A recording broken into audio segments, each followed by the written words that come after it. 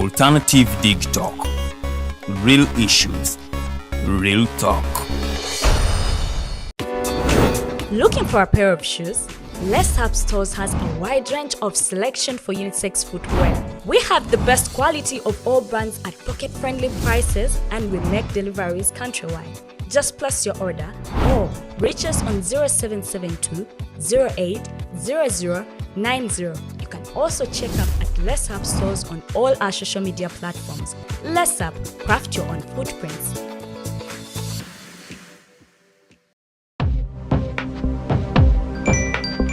Go to the church, though. Tawali man, what's up? Man, can you imagine people just dump everywhere? Someone drinks water and throws the bottle wherever. Come on, Rogers. What else do you expect people to do with an empty bottle? Simanya now, did you know that plastics take at least 450 years to decompose? What? That's a long time. Exactly. Because plastics are made out of a lightweight and flexible material that doesn't decompose easily.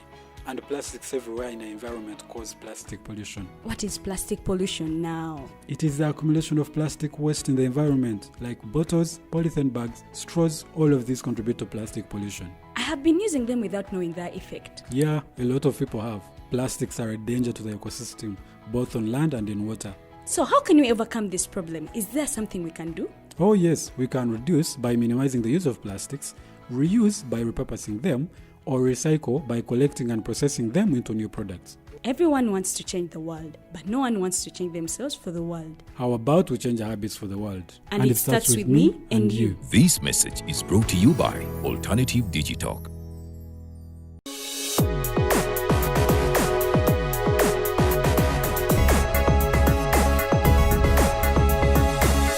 The Alternative Digitalk.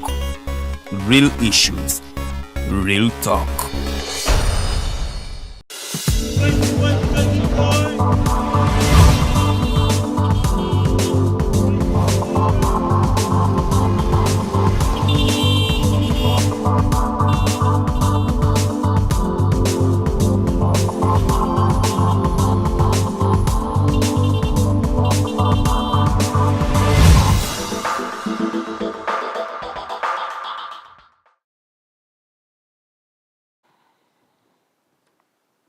Amacha malungi abatukereddeko ku mpewo zaffe za The Alternative Digitalk Farida Bikubirige manya gange mbaniriza era nnyongera okubategeeza oba okubajjukiza nti we are live on Facebook osobola ogendayo not liking not following ate nno munnange naawe nonyumirwa discussion bulungi nnyo osobola otunoonyaako ku The Alternative Uganda oba Digitalk TV ezo nno pages za njawulo naye nga bye tuteekayo bibeera byebimu so yonna gy'oba osanze following nyiga notification button liking osobola okubanga ate munnange weeyambisa comment section naawe okuyisaawo endowooza y'olowooza ki ku bye tuba tuwogerako manyi buli lunaku tubeera ne topic yanjawulo kitegeeza nti n'omugenyi aba wanjawulo so nno nkukubiriza nnyo obeere weetanire nnyo tugoberera kubanga ate munnaye bye twogerako biba byankizo nnyo era nnyongera okutegeeza nti osobola okugendako ne ku YouTube nayo no subscribinga n'ogamba mikwano gyo ne gisubscribinga kubanga ate nno munnange nayo ebibiirayo biba bisomesa ffe tetuvoola ate tetuvuma tuba mu kuyigiriza abantu kutereeza ggwanga munnange gwe mulimu ogutukeeza buli lunaku olunaku lwakubiri olunaku lwakusatu ennaku z'omwezi ziri bbiri ate omwezi tuli mu gwa munaana omwaka gwa 2023 akakuba kakedde okutonyerera mu kibuga Kampala so nno gwe munnange atannava waka nnyongera okutegeeza nti weeyambise nnyo ekigiri kooti oba chai ekikopo kya chai ogende nakyo oleme kutuuka leeti kubanga munaatuuka leeti ku mirimu baba warning letters ate nno nkuwoonize ate woddamu tuuka leeti omulimu ogenda kugoba so nno ng'ate osobola okubanga ate oyambisa bi raincoat manyi ko obudde bw'enkuba tuba twabwetegekera raincoat yo eba weeri awo oba ka umbrella n'osobola okubanga ate ogenda ku mulimu oba no parking engoye zo zogenda okukolera mu baaga n'ogenda ne zino ne bwe zitoba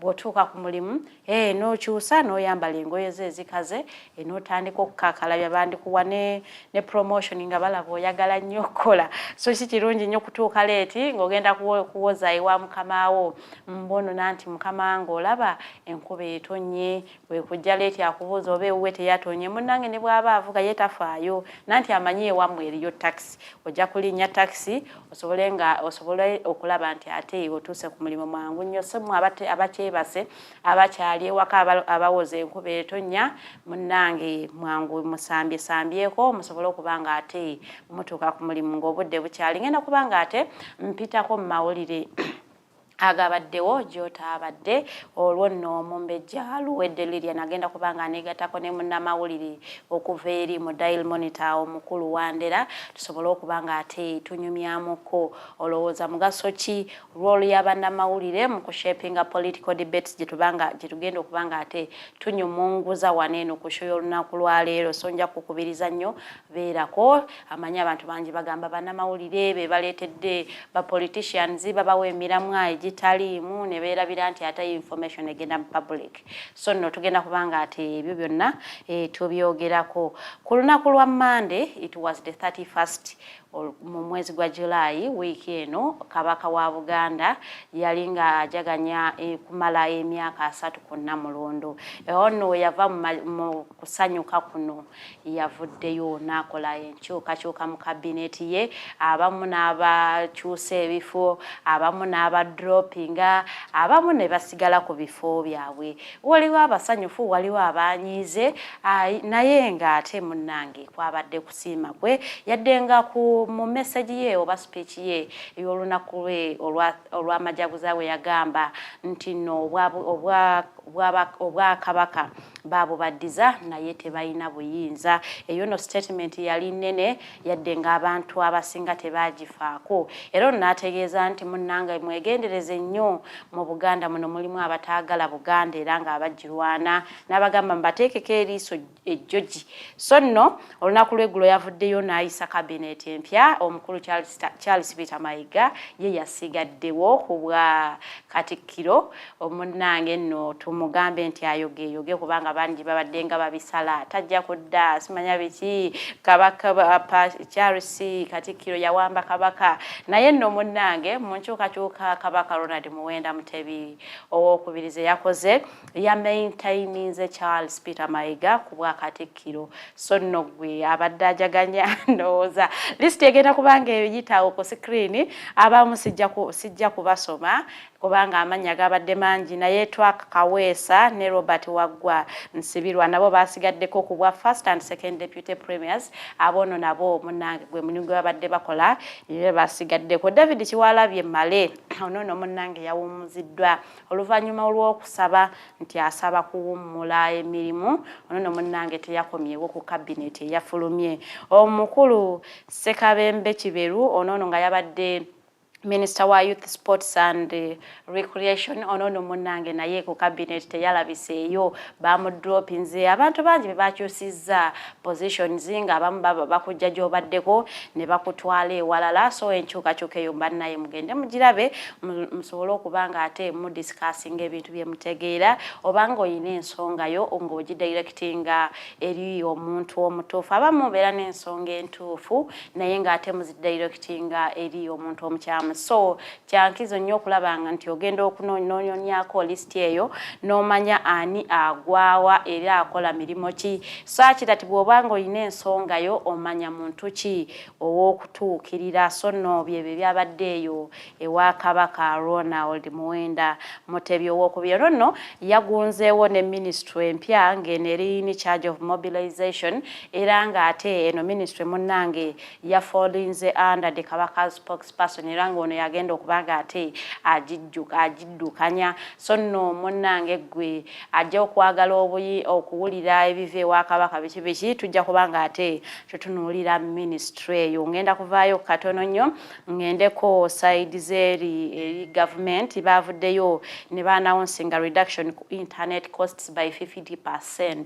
Kino nno naye kitegeeza nti internet egenda kubanga ate ekendeerako kubanga ebadde ya bbeeyi nnyo era bano bagambye nti omukulu Dr. Chris Baryomunsi ono nga ye Minister for ICT yavuddeyo n'ategeeza nti National Backbone Fiber gye babadde bagabira ku $7 bagisaze kati eri ku $35 per Mbps per megabytes per second per month. So no kitegeeza nti munnange esente zino bazisaze makati kubanga babadde nga bagitunda ku $7 kati nno munnange ogifunira ku $35. Era ono yavuddeyo n'ategeeza nti kasubire nti ne private companies nazo zijja kusala ku bisale bya internet kubanga ate bo bagendereddemu okulaba nti Munnayuganda asobola okwaccessinga digital oba okwembracinga digital services nga ate tebekolomya ate nga bagamba ate internet eri waggulu nnyo manyi tubadde nga tugikaaba nga tugamba bannaye internet ya wano data ddukanga ki ebintu nga munnaye biri waggulu kibanono kye bavuddeyo ne basala internet by 50%. Kono munnange gwe oba obadde nga ogula 10 kitegeeza nti basaze by 50% oba olina kukigula 5 kyobadde ogula 10. Kati tusuubire nti ate private companies kubanga ffe abasinga internet gwe tukozesa wa private companies nazo zinasobola okubanga ate zigoberera omulamwa guno gwa gavumenti ate nazo ne zisala ku internet. Tulabe nti ate munnange tubadde tusasula $2 tusasula 10 awo nsobola okusobanga nti tu accessinga information digital information nga ate munnange tetulina kugamba nti ate sente zibuze oba tweraliikiridde.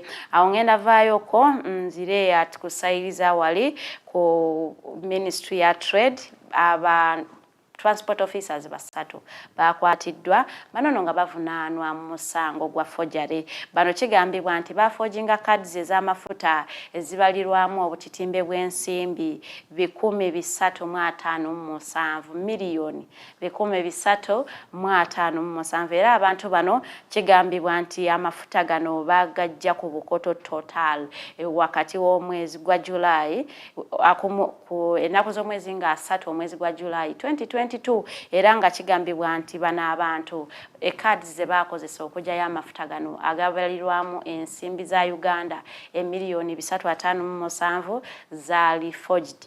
Bwetwatuukiriddeko abantu ba Total side z'ebukoto eyo bo batutegeeza nti abamu tebatwala mafuta wabula bagenda ne bawithdrawingayo sente nga basaba nti bo amafuta bagayina naye balina n'ebizibu ebirala ne bajjayo sente nkalu nga si mafuta era bano bagamba nti bo tebalina musango kubanga baali bagoberera contract eyabaweebwa era ba officers bano bakunyiziddwa. Manyi tunakinajjukirwa nga bagamba nti eno ministry ya transporting documents za government okuva e Kampala okudda Entebbe nga bakozesa miliyoni 4. Bano kyebavuddeyo ne barefuting ne bagamba nti eze sente ebyo byali byanjwanjwa si bituufu. So kati munnaye binaava mu mwaka akakiiko ke bakunyiziddwamu abantu munnange nabyo katubiririndirire.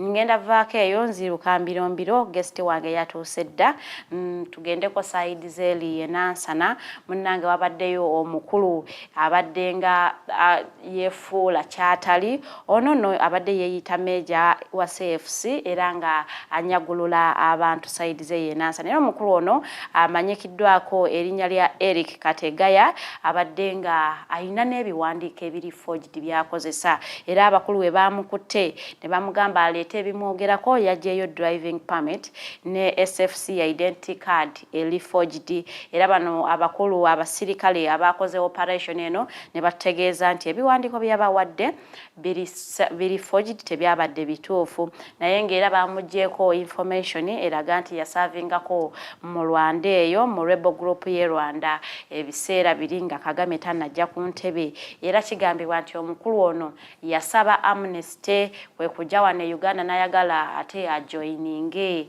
amagye ga wane Uganda n'atasobola ndowooza nga bamumanyiko ka history ne batamutwala. Omukulu ono kumukwata bamukwatiddeko n'omukyala eyamanyiddwa nga Kirabo Brenda ono nga naye ayina ebiwandiiko byabadde forged nga ayina passport ya wano ayina ne identity card nga ayina ne driving permit ng'ebiwandiiko bino abirina bulungi nnyo nga ate kigambibwa nti yakajja mu Uganda emyezi 3 gyokka era kino twategeddeko nti omukyala ono yakozesa dollars emitwalo 8 ejja dola okulaba nga ate afuna ebiwandiiko bino kuli national ID ne passport ya wano n'ekigambibwa nti ate passport bagenza okugiraba nga nayo eri forged nga si ntuufu era nti omukulu gwe yawa essente okumuprocessingira passport yamanyiddwa nga Emmanuel Imoni bano nono nga naye resident wa Rwanda bano betwogerako bonna Banyarwanda si Bannayuganda naye nga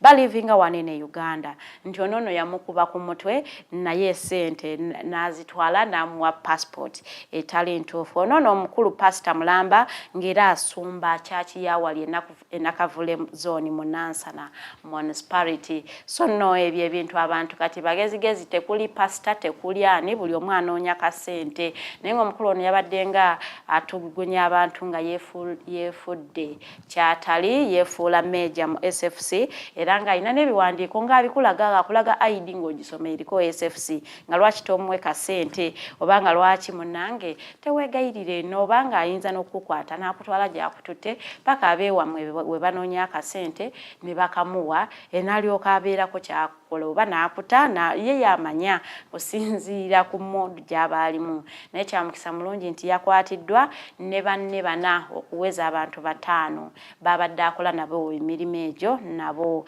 bakwatiddwa kinajjukirwa omwezi gumu emabe gye buvuddeko twaleeta wano eggulire eryalaga omwami enzaalwa ya Israel eyatta mukyala we olw'ensonga nti ono yazuula nti omwana waabwe gwe baali bayina ow'emyezi 6 yali siwuweero nekyamuleetera okuzuula yakwata omwana n'amutwala ku DNA results bwe zaafuluma munnange nga ziraga nti ate ziri negative omwana siwuwe ono yanyiiga n'atta mukyala we eyali ow'emyaka 25 gyokka yali amanyikiddwa nga Nabukenya Monica ono omukulu yavaayo n'akonfesinga n'agamba nti kituufu omukyala nze namutta lwa busungu olunaku lw'eggulo yalabiseeko mu kooti ya wali Mpigi grade 1 magistrate era ng'omusango yagutuddemu ye mukulu Ezra Solomon Okem ono nga ate omukulu ono yamuremandinze paka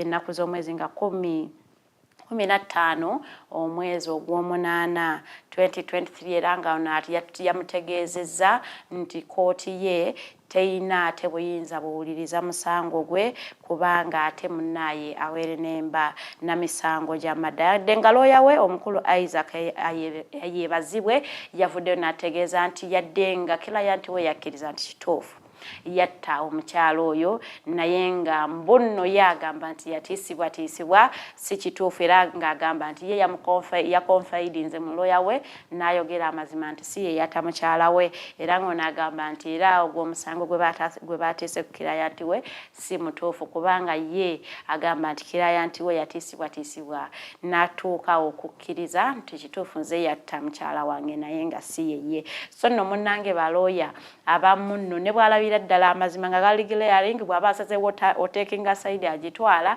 kubanga gwe gumusasuza kuwolereza yadde nga abaganda b'omukyala bavudde ne bagamba nti bo kye beetaaga okusinga beetaaga justice nga bano bagamba nti bavuddeyo ne babatuukirira nga baagala okubawa ssente baggyeyo omusango naye nga ne bategeezaako nti ne banaabawa ssente essente tezijja komyawo omuganda waabwe era bo ne bagamba nti beetaaga bwenkanya omuntu ono akolebweko ng'amateeka bwe galagirwa ng'amaliriza ngenda kumaliriza ne story y'omwana omuwala ow'emyaka 15 gyokka ono nga yabadde ganga raped side zeri ono nga bamurepinze omuntu we bagamba nti gang rape side zeri ekibuku naye abantu abasajja basatu barepinze omwana omuwala ono ne bamuleka nga ali unconscious era ng'ono we yaddidde ngulunakuba omulanga abantu abambadde okumpi kwe kumudduukirira ne bayitegezaako abeewaabwe ne bamugamba naye obaana omwana wo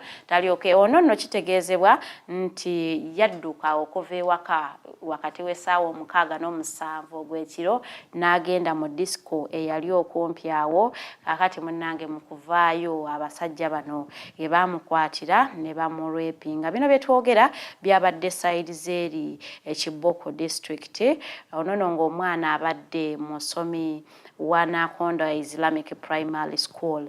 Ono ng'ate abadde mutuuze wa Nakondo Town Center. Yadde nga spokesperson weeyo SP Immaculate Alaso yafuddeyo n'ategeeza nti byonna munnange bituufu naye ng'ate bali ku muyiggo gw'okukwata abazigu bano abaatuusiza ogw'obuliisa maanyi ku mwana ow'emyaka 15 gyokka, ng'era n'ategeeza nti tebanakwatibwa naye ng'ate okunoonyereza weekuli kugenda mu maaso, era n'ategeeza nti bajja kukwatibwa era bakolebweko ng'amateeka weegalagirwa. Ngenda kubanga ate mpumulamuko katono nnyo bwetokomawo, ngenda kubanga negatiddwako Omumbejja Lilian Luwedde ate n'omugenyi wange ow'olunaku lwaleero okuva side zeri mu Daily Monitor. Tugenda kubanga twogeramu munnange lwolu y'abajournalist oba bannamawulire mu kushapinga political debates mu ggwanga. Very good morning.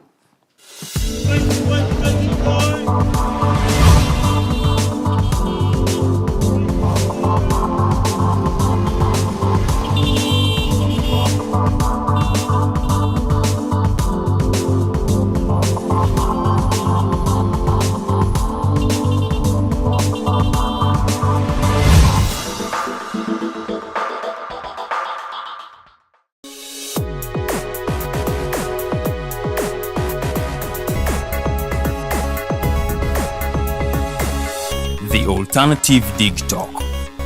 Real issues, real talk.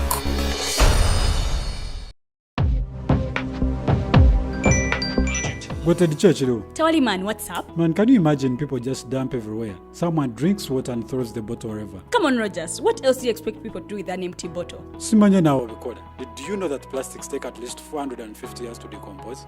What? That's a long time. Exactly. Because plastics are made out of a lightweight and flexible material that doesn't decompose easily. And plastics everywhere in the environment cause plastic pollution. What is plastic pollution now? It is the accumulation of plastic waste in the environment, like bottles, polythene bags, straws. All of these contribute to plastic pollution. I have been using them without knowing their effect. Yeah, a lot of people have. Plastics are a danger to the ecosystem, both on land and in water. So how can we overcome this problem? Is there something we can do? Oh yes, we can reduce by minimizing the use of plastics, reuse by repurposing them, or recycle by collecting and processing them into new products. Everyone wants to change the world, but no one wants to change themselves for the world. How about we change our habits for the world? And it starts with me and you. This message is brought to you by Alternative Digitalk. Looking for a pair of shoes? Let's Up Stores has a wide range of selection for unisex footwear. We have the best quality of all brands at pocket-friendly prices and we make deliveries countrywide. Just place your order or reach us on 0772 08 0090. You can also check up at Let's Up Stores on all our social media platforms. Let's Up, craft your own footprints. Hi Rogers, can I ask you something? Shoot. What does corruption mean? Well, summarily, corruption is abuse of public power for personal gain or for the benefit of a group to which one owes allegiance.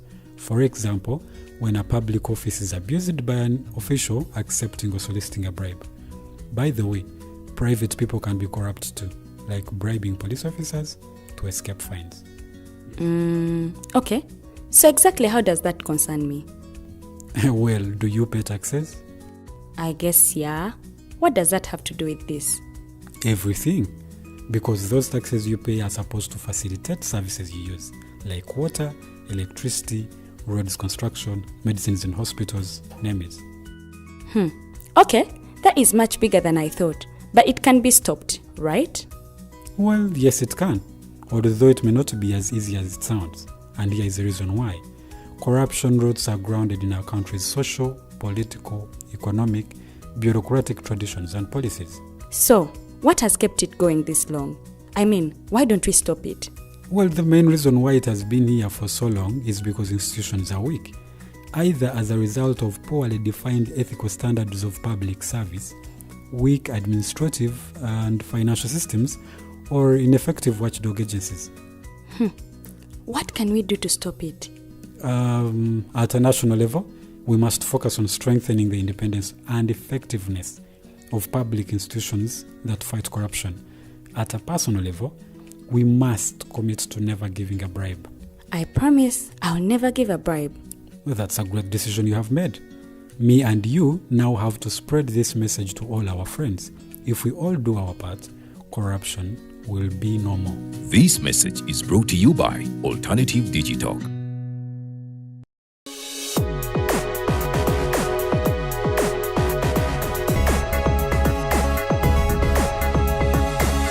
The Alternative Digitalk.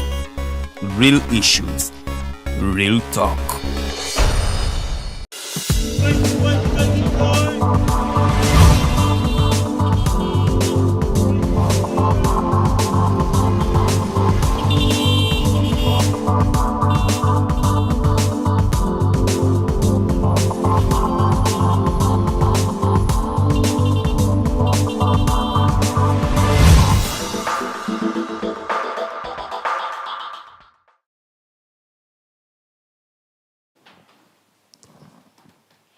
Tukulikeyo mu kuwumulamuko essaawa ziri 2:07 zakaita ku ssaawa 2 ez'amakya g'olunaku lwaleero oli ku Mighty Drive Farida Bikobirege mannya gange ndiwo n'omumbejja Luwedde Lilian ate nga omukulu Wandera Derrick mwali mu studios yatutuuseeko dda njagala okubategeeza nti bannange we are live on Facebook ugendayo to liking it following ekozesa comment section munange ng'oteekamu suggestions zo ng'oteekamu ebibuuzo by'omu second hour eyasheno nja kubanga ate mbiyitaayitamu lupaapaalo nabe ate kiriwa kye tuba tuddamu omukulu ajja kubanga ate abiitanya bulungi nnyo tuli ku nsonga za bannamawulire n'omugaso gwabwe mu kushapinga political debates oba omulimu gwabwe role munnange obuvunaanyizibwa so nno byonna bwe wonaaba okitutte oba wokivunudde ebeerako tusobole okulaba nga ate olowooza bannamawulire balinawo omugaso munene nnyo mu kushapinga political debates mu ggwanga oba nedda kakati comment section eyo ebeera yiyo gwatali ku seeti osobola okubanga munnange oyisaawo suggestions zo ideas zo tujja kubanga ate tuziyitamu nga tuzisoma ate nno program etunyumire bulungi nnyo koti yaffe y'olunaku olwaleero egamba bweti what you get by achieving your goals is not as important as what you become by achieving your goals. What you get by achieving your goals is not as important as what you become when you have achieved your goals.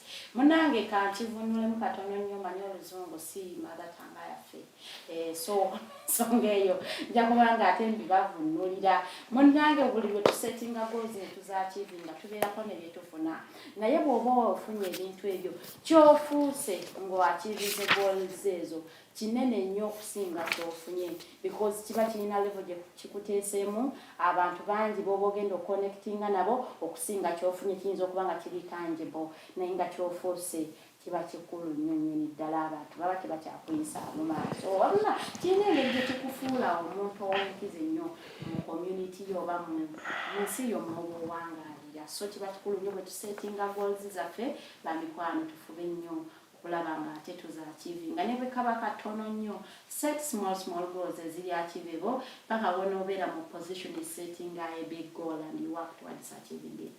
Lilian, good morning. Good morning, Mbeja Farida. Good morning, our viewers.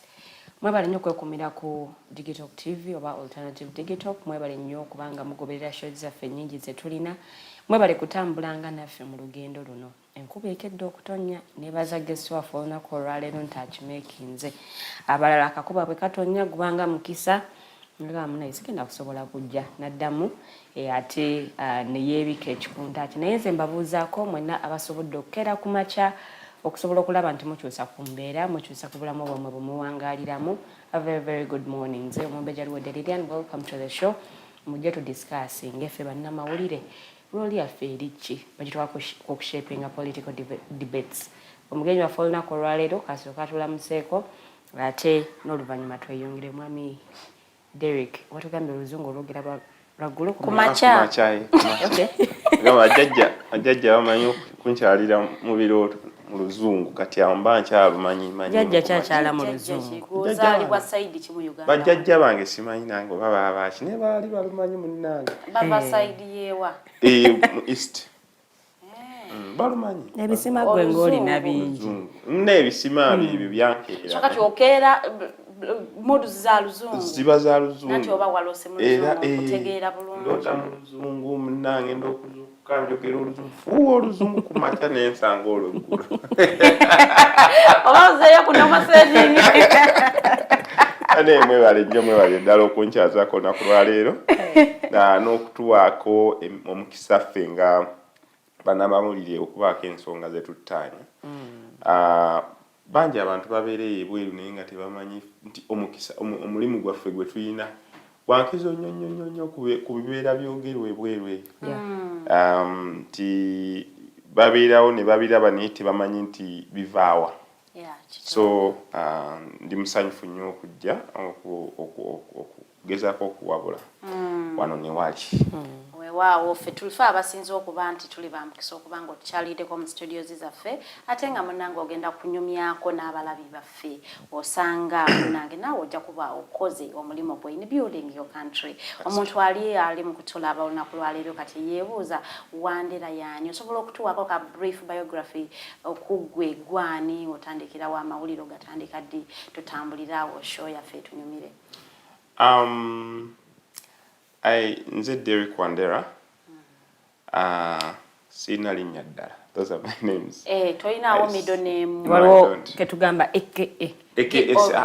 oba given name sina awo wenkoma Derrick Wandera amawulire nagatandika kuba na graduating mu 2015 nentandika mu 2016 nagatandikira ku Daily Monitor era wempangalidde simanyi media house endala naye nazze gye buli eno netukuŋŋanya amaanyi nze n'omu ku bannamawulire ab'eggwanga wano and we have put up something also a new media house called News 24/7 so News 24/7 we are also churning out information, it's a news outlet and things like that. So in most cases ngenda kubeera nnyo ku News 24/7 and Daily Monitor, but Daily Monitor has mothered me and has grown me into this kind of person that you're listening to right now. Okay, doing journalism, was it passioning okula oba omanye tutuka ku university bagikuwa oba wasaba kirala basa osaba kirala ne bakuteekako course nayo tayagala? No, I think I got to know that I would be a journalist in my senior one. And I started working towards becoming a journalist. So wherezuula nga oli mu senior one? Yeah, in my form one. I was at Kira College Boutique in Jinja.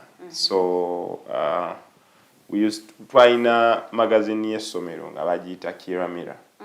So in my senior one, second term nawandika poem. I remember that poem, I had written it for my mother. But thereafter, they encouraged me to write more poems and things like that. Ate nga n'oluzungu lwenfuuwa nga kweruli. So my teacher of English, Mr. Chitakule, Al-Hassan, nampita mu office ye nangamba, when you write for me those compositions, you know, paper to English, composition writing, you write them so well. So I would like to encourage you. To teaming up at that time naliyo ni Ivan Okuda. So netutandika ne Ivan Okuda yena atandika na kitwala nnyo maaso at that time.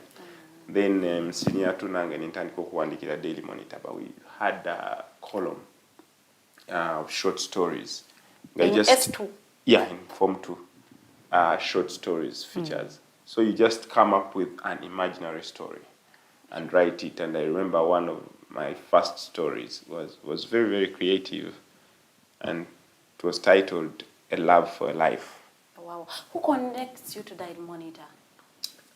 So at that time twainanga walingawo Buzz magazine. So abamu kubaleetanga Buzz magazine ku somero lyaffe. I think Buzz magazine was started by Julius Chaze owa Swangs Avenue. Bwe baleetanga Buzz magazine ezo nga batuwa connections. So I got the email the features editor at that time who edits that section mu Daily Monitor. Baali bamuyita Dora Barungi. So without contacting her or anything, nawandika story yange And you just emailed her? emailing. So Using, one day, school computers? yeah, nagenda mu computer lab. At that time twalinanga emails, Hotmail, Rocket Mail, nze simanyi sijjukira. Yahoo yaliwo naye nga si nyangu ya opening at that time. Ng'okujja accessing si kyangu. So I went to the computer lab and I typed that story for 4 days. Ng'ogenda during computer lessons, no typing. Agamba lesson is done. No saving. No tandikirawo. So I just sent it to Dora Barungi. She didn't know me, I didn't know her. And then like after 1 month, ngenda okuwulira abasomesa bampita mu gundi mu staff room. Ambuza, is this you? Ngamba, kwe. Nga story yafulumye. Naddukirawo mu computer lab ne typing endala gye nalina. So like that, stories started coming in. Nga zijja ngenda okulaba story. So, but Ivan Okuda was writing for a section at that time on New Vision called Swag. And then nemu Daily Monitor nemujja ne bateekamu Teens magazine. It was called Teens, something like that. T-Vibe actually. But me, I didn't want to write anything about kids. Anjagala biri byabakulu. So I didn't write for T-Vibe, I didn't write for Swag. Nali mpandika bintu byabakulu, imaginary stories. That's I've always viewed myself as a novelist, so that shaped myself, shaped me so much into being the writer I wanted to be. So when I joined A level, actually by senior 2 I had started selecting on which subjects to fail, and which ones to pass. Yes. The man in sciences. Biology, I attend whenever I want, mathematics, but I knew that literature, English, and maybe CRE and geography would be.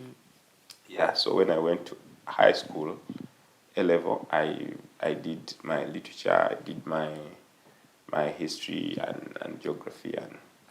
Yeah. Do you think if your story didn't appear in Daily Monitor, would it demoralize you? Like passion or something? No, I don't think so, because I always had the passion, but I didn't care about when. And in any case, I didn't know which kind of journalist I would be, but I was sure I was going to be a journalist. Oh. I knew that I write. I like to write, but I didn't know that I would be a writer. I thought probably I would be a speaker, or nkola ku TV, or bachi. Naye that story we appearing on mawulire, then natandika shaping my mind towards that. And I started reading, like chemistry class, my teacher could come, could give my teacher of English, yampanga novel. Actually, one literature. No, sikubasomera. Ngampa novel nangamba, you have 1 week to read this novel. Mgamba kale. So within that 1 week, nga class ya za chemistry. Ngenda ne novel yange njiteka wano ku lap ne njisoma. Yeri basoma chemistry. Basoma chemistry. Ammonium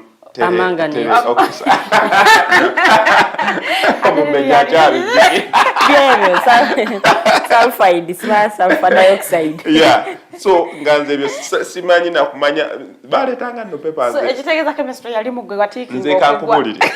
Chemistry batikinga ngabana banupwe batikinga kuguwedde. Ambulera. Ola ambulera tiki. Nga tomanyi nani gotiki. Usually na journeys oba careers zaffe bwe tuba tuzironda. Path zaffe zo zetwagala okugoberera. But abazadde balina mu role gye playing at a certain point. Were they supportive because gwe kitu kyatandika olina musimya tu? My mother read for me a poem. What age? I think I was 10. She read for me a poem, and it was about the blue sea. she introduced me to novels like Things Fall Apart. At 10? At 10. Those things we read when we were in senior Yes, 6? yes. Things Fall Apart. God. So, when my mother read for me that poem, I loved poetry, so I just started imagining like those words conjuring the blue above and the blue below, The river the between. beautiful sea and things like that. So that's why when I got to senior 1, the first thing I did was to write a poem, and it appeared in the school magazine. It was a big achievement, by the way, because tried competing and I went over senior 6, senior 4, but I was in Form 1. I wrote that piece and it appeared. But I was motivated because I wasn't the only one in senior 1. Ivan Okuda, Enyuma, Matthias Wandera, and others.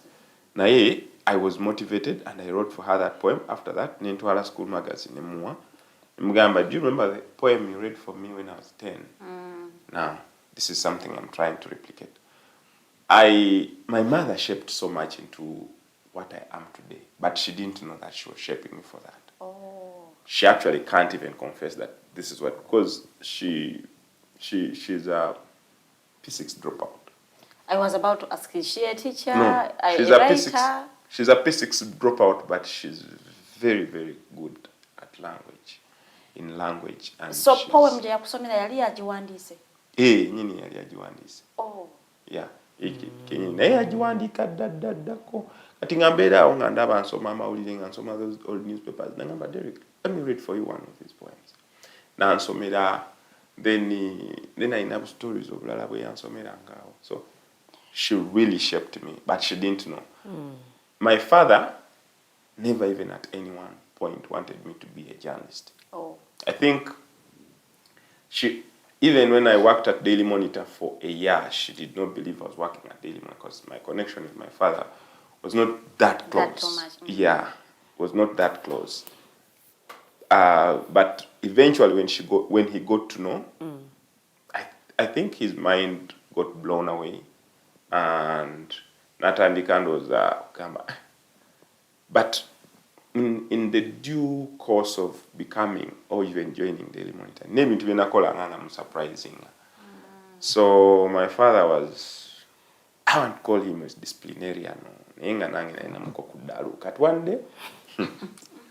one day twali tulina alina ekizimbe ekyali mu kuzimba, so nampita nagamba, gino gye mirimu gye mulina okukola when you come from school, ki kutabula so nga nze sibimanyi, so I spilled cement, spilling and ayiika, and he slapped me, like he gave me a very hard slap. And I moved. I remember I walked from the scene there and then, and he was a very, very, very tough guy. All my sisters, brothers, bamutya. Nenze we yankuba olwina tambula nenvaawo. I went home and nenziruka nengenda mu cafe, then typing a story about that slap. And the story ran in Daily Monitor. Now my mother kept it. I think it ran in 2009. My mother still has that copy with that slap, like, you know, they ngabateka umanyi buwandika that imaginary story. Yes. They get a cartoonist na drawing and that slap there. So I one day presented it to my father and I showed him and he said, he didn't tell me, but I could read his body language and facial appearance, and I was like, this guy is just exceptional. He loves what he does. So yeah. So he didn't want me to, even when I finished my Form 6, he was very sure he wanted me to be a policeman because he was a policeman, PCBG. So he told me. So he wanted you to go and join. And then I told him, Dad, that is a bad idea. Now none of my siblings had ever told him things like, that's a bad idea. I don't think that's a good suggestion. I feel you have not made the right decision. How can my child challenge me? How can you tell me I have not made a good decision? Yeah. So he told me, go and do whatever you want. Wow. But don't come back to me. Typical of African parents. Yeah. So Pakere yali empadde manya biki sociology biki nga cut off On points. government. Yeah, no. Like private, but yeah. Nga those were the first choices. First choices. So me I went to KIU for admission. Admission. I studied for almost 3 months in Gataman. So Munnamawulire. But eventually. No, eventually I joined tuition. KIU has that system whereby you can study for some time. They have leniency. You can study, but your fees can keep accumulating each time you have. So nasoma after 3 months najja napondoka nasasula. So and that's how I went. But even joining nafuna organization in Ntinda in my actually Muvak. Yes. Nengamba kolera communications. Kiara. Ngamba wandikira newsletters. Nanza wandika stories abana bakola nabo. Wandika stories, biographies, bichi, netuzi editing, netuziteka, netuzi packaging in a newsletter, nefuluma. Olwo wano ku Daily Monitor nawo kyateekawo oba awo kiwumuddemu? There was a lull. There was some kind of silence. Okay. But I eventually started putting in. Kati, when school got intense, then akakali mkenali nkola Daily Monitor nesoka ne shutting down. Nojomuza kuba yalite vakasente. Yeah. No, akasente nunga kavayo. They pay you for writing. Those stories nze natandika okwaninga from Daily Monitor in my form 1. Nga that story njukira bampanga 17.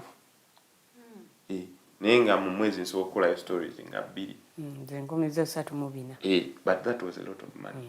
Naddala ng'oli kusomera musinga naddala nga ziva mu sweat yo. So by form 4, form 5 nga nfuna emitwalo ng'ena 5. Kitege. Wali tewetaaga na pocket money. Nake siraba lwaki bali muwadde pocket money. Yeah, so bwe mmaliriza okukola bwe mmaliriza okusoma wanene ningenda natuka nasanga omukyala muyita Flora Duke. Flora Duke right now she is the peer of Nile Breweries. So nemusanga nemugamba I want to write. Nengamba can you write? Nemugamba yes I can. Kati she didn't have my picture. Yambo, what's your name? Derrick Wandera. The name sounds familiar. But because we were two, Derrick Wandera and Matthias Wandera, she mixes the two of us. So, nangamba mpako ku sample stories zoze wawandika nga situdde ntumo yange enjimuwa. Engera ekyo tekyammalira era yagamba anyone can impersonate. You get? Nabifuna najja wano mbu Derrick Wandera because the stories have been appearing. Nabimpa nangamba I want you to sit here, get a topic and write about it. So nafuna topic here, you know, nakozibwa Omuzadde wanga nga wa mukono mgumu nnyo Italian. So I used to write a lot about parenting. I used to read a lot about parenting. How do I want my kids to grow up? How would I treat my kids and things like that? So nafuna parenting idea ninjimuwa. Nangamba it's a good one, it's interesting. Okay. Right, and let's see. Kati, you know features. When you're writing features, there is hard news and features. Hard news in a lifespan of a night. FDC alwanye. A night. But features can an editor can keep them like for 3 months, but still comes off as news. So when pandika, nawandika story, I remember natuka usawa nga 5. Pandika story, I didn't have lunch, which in Enjimu at about 5. That was about 1,500 words. Now, when Najimua, Nenkolachi, Nensimbula Nengenda. And I didn't follow up. Now, there's this word, why didn't you put it there? I don't know what she's doing. I don't know why she's asking me, but I was sure that she's reading my story. Yeah. Kumacha, ensanga mu story nga ya fulumi. 2 pages. And anyone who has worked through, who is a print journalist can tell you that to write a feature and it's edited within hours and put on the page, it means too much. Yeah. Pause. Yainamu a gap. Ngataina story ya your page. Katinga, she's just taking a gamble. Choka nimpandika story and it's a good story. Nemukubira wechiraka. So, nankubira simunangamba, you come, you're going to be sitting here.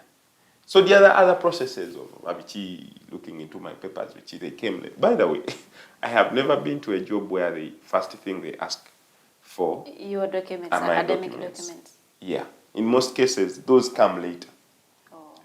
But this woman chose me on competence because of what I could present. So nempandi come Daily Monitor. Now one that features, in most cases features you are not so much recognized. There is not so much pressure because you have a lot of time to write them. But it's not this that you're writing, running, meeting people and things like that.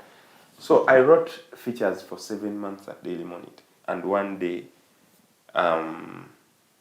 one of the top editors in the hard news section calls me and tells me, Derrick, I'm told you're doing some terrific work there. I think you are underutilized. Nanchusa nazija ku features, nandeta good news. Hard news. And that brought a very big fight in the newsroom. Wow. The other day when Agamba Monitor nti ngenda kubaka ebirala byenkola nga situlamye ku Daily Monitor. One of the editors who just retired, I think 2 days ago, Carol Beyanga, brought that story up. Because Carol Beyanga was attached to the news, to the features. Nagamba, Derrick, I have never forgiven you for prematurely leaving the features desk. Nemugamba nti, you sort that with Tabu Utajira, who got me from there. It was a big fight within the editors because they were taking me as one of the favorite writers in features. Nebandeta, hard news. And when I reached in the hard news, I excelled. I grew so fast through the ranks. I did amazing work in a very, very, very short time. So Nebampa beat my political desk. Nebangamba, this is going to be your beat. And there I thrived and have written, I feel, every story that I need to write for Daily Monitor. Wow. The reason why we want people to share these stories with us is because waliyo omuntu ali mukola basaawe eno nga bali agadde okukola journalism but they do not know. Even n'abazadde babeerako nga batulaba tebamanyi nti when you identify, you can identify your kid or you can make your kid who you want them to be. Kati mama at 10 yali atandise okulaba kyayagala omwana w'abeere kubanga ffe abamu naye tubwenonyeza Omuzadde oyagala n'okusoma n'agamba genda olime nga tomunyumiza byakusoma naye olaba maama atandika okuteekateeka omwana we okusoma kiba kirungi nnyo ensonga lwaki twagala omuntu n'atuwako that small biography of them. Yeah, mama wange mulimi. By the way, she mulimi nnyo naye yangamba nti by the time I dropped out of school, I loved English. I loved English language. Okay. Ngangamba nasomanga obutabu. I used to read, so she could interest me in those books, give me the books, and I read. She speaks very good English. She even used to speak good English, good writing from P7.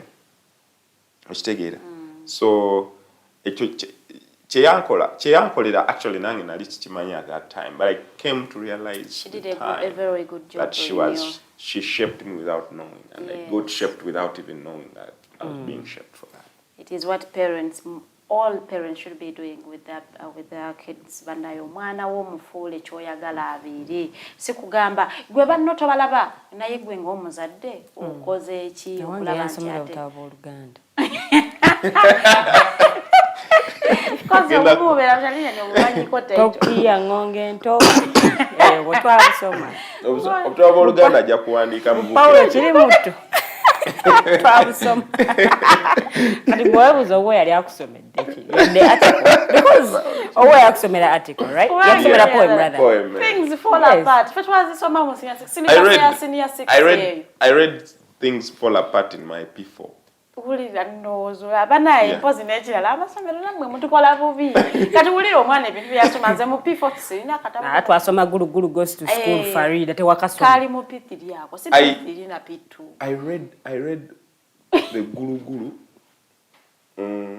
ndoza mu P2 kali mu P2 kali mu P2 kagulu but like I said nze mu kuva butonga ebintu byenjagala okola bya kintu kikulu nansoma Things Fall Apart by form 4 when amaliza form 4 in the space of 4 years nali nsomyemu nasoma 122 novels from senior 1 to senior 4 komaawo Wandera sinnabuweza tumulemu Trina abagambo basoma started showing off awamali mutu waliwo abatugamba nti basoma ng'omubuuza wakasomayo kalubumeka nga ne kumitabu wezi I used to take stock kwate tubaawo n'abatambula nabo ng'atambula nako wano bw'ati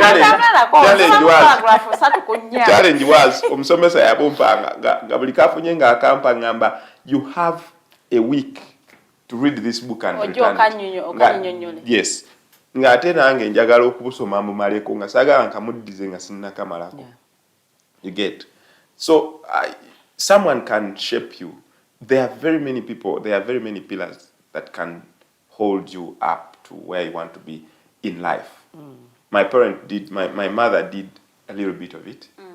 And then your teacher? And then my teacher did amazingly because he identified me as a person who I wouldn't, of course, excel in biology. I wouldn't excel. Challenge is if we are just left to go and wander.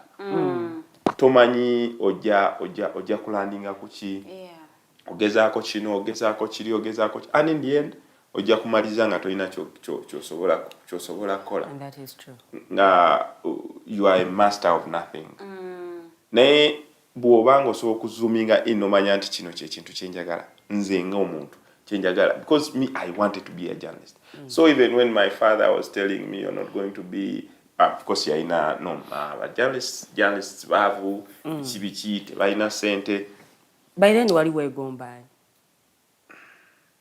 I used to like Andrew Mwenda so much I used to like Andrew Mwenda mugenzi Bale Francis yeah Bale Francis was good but you know like I said when awandike yo article nemanya nti ngenda kuba muwandiisi so and I loved Andrew Mwenda and probably when Bandalinga njagala kusoma mawulire and genze that side of Bale Francis but I used to like okay katumulemu katono nyo bwetukomawo ne role y'aba journalists in shaping political debates so no munange gwe kansobirenti nawe story y'omukulu Derrick Wandera kunyumide bulungi nnyo erinnya libadde familia naddala abantu abasinga kyemmanyi mulimanyi muliwulira naye nga temumanyi picture ya Wandera yaani munange oyinza n'okulowooza nti muntu mukulu mwana muto very very young they're doing very tremendous jobs mu side z'amawulire eyo n'okushapinga ensi yaffe oba eggwanga lyaffe lyetutambulira mutuwumula mukatono nnyo tukomawe very good morning.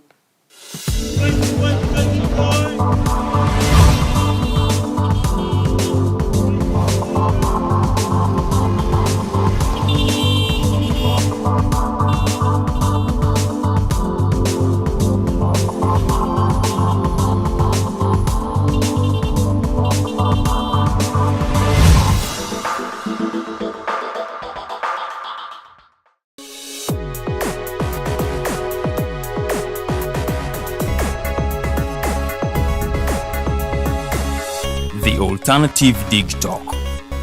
Real issues, real talk. Hi Rogers, can I ask you something? Shoot. What does corruption mean? Well, summarily, corruption is abuse of public power for personal gain or for the benefit of a group to which one owes allegiance. For example, when a public office is abused by an official accepting or soliciting a bribe. By the way, private people can be corrupt too, like bribing police officers to escape fines. Okay. So exactly how does that concern me? Well, do you pay taxes? I guess yeah. What does that have to do with this? Everything. Because those taxes you pay are supposed to facilitate services you use, like water, electricity, roads construction, medicines in hospitals, name it. Okay, that is much bigger than I thought. But it can be stopped, right? Well, yes, it can, although it may not be as easy as it sounds. And here is the reason why. Corruption roots are grounded in our country's social, political, economic, bureaucratic traditions and policies. So, what has kept it going this long? I mean, why don't we stop it? Well, the main reason why it has been here for so long is because institutions are weak, either as a result of poorly defined ethical standards of public service, weak administrative and financial systems, or ineffective watchdog agencies. What can we do to stop it? At a national level, we must focus on strengthening the independence and effectiveness of public institutions that fight corruption.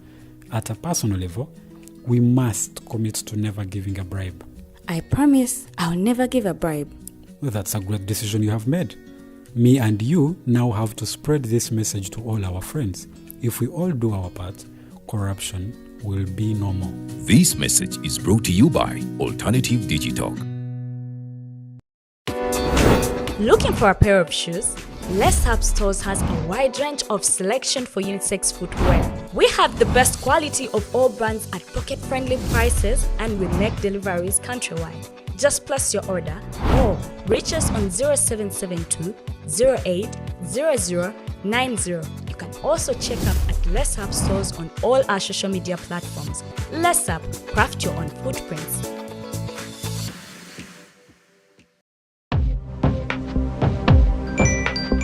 Go to the church, though. Tawali man, what's up? Man, can you imagine people just dump everywhere? Someone drinks water and throws the bottle wherever. Come on, Rogers. What else do you expect people to do with an empty bottle? Simanya now, recorder. Did you know that plastics take at least 450 years to decompose?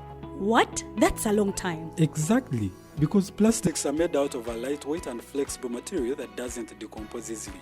And plastics everywhere in the environment cause plastic pollution. What is plastic pollution now? It is the accumulation of plastic waste in the environment, like bottles, polythene bags, straws. All of these contribute to plastic pollution. I have been using them without knowing their effect. Yeah, a lot of people have. Plastics are a danger to the ecosystem, both on land and in water.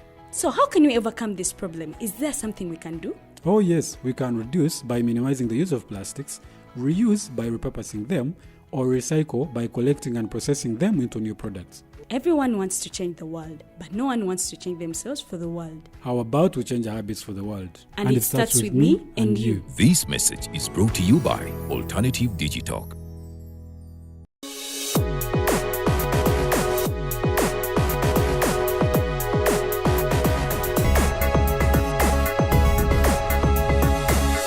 The Alternative Digitalk. Real issues, real talk.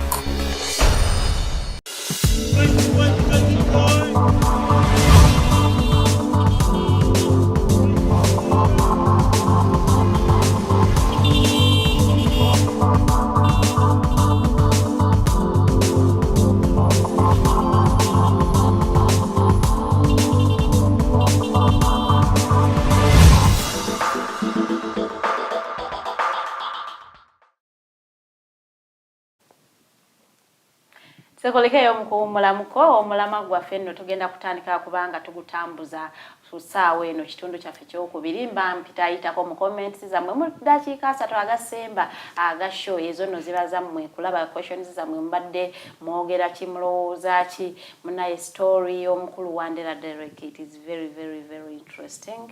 Eyina engeri gyesobola okukuzzaamu amaanyi gw'omuzadde asuubira okuba omuzadde naawe asulirira okufuuka omuzadde.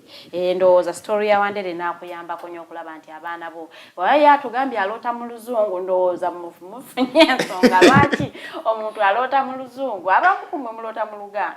You dream in Luganda, so okwogera luzungu kuno muyinza okukaluubirira naye era tugenderako kubanga anyway Luganda lwe lwaffe. Wekubagiza.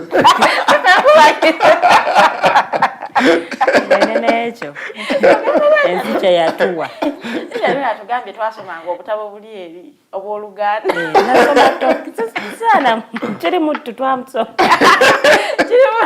Kimanyibwa nnyini kyo twabusoma obwo. Nga tugeresa mu Luganda sika twageresanga mu Luzungu obeerako ne wookanyigaawo.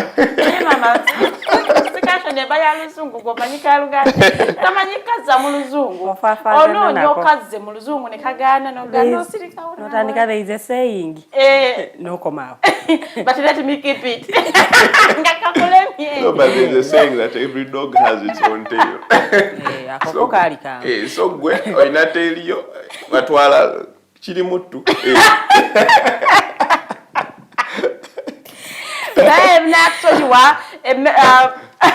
Topic zaffe oba show yaffe bwetabeera mu kuseka yinza obutakunyumira ffe abatali wano nga tuteesa kujja butujju lwaki tusekaamu abadde tusekaamu baddaye tetunasisinkana Paul Vladimir Putin ffe tuli wano ku nsonga zaffe muneka tudde ku nsonga z'abannamawulire bantu bangi nnyo bavudde ne bavumirira omulimu gwaffe ogw'amawulire nga bagamba abannamawulire bakoze mulimu gw'amaanyi nnyo okulaba nti ate batatanya information efuluma ogenda mu public ekisookera ddala abamu ku ffe tetugaana kasente ogenda okola story omuntu n'akunyiga yawe ekyetaano n'ofulumya story atakikunyigamu bw'atakikunyigamu ogamba nze bw'otampa kasente story yo tejja kufuluma oba abamu tuleeta emiramwa nga tukyaziza abantu bano abantu be looking up to in community nga gibenefitinga bo kubanga babaddeyo ne batuwaddewo so ne bayisaawo ebintu byabwe sigamba nti bigasa public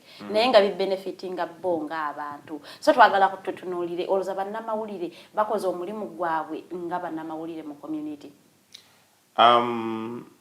Nyanza ku lw'ekibuuzo ekyo ndowooza segment yaffe ewedde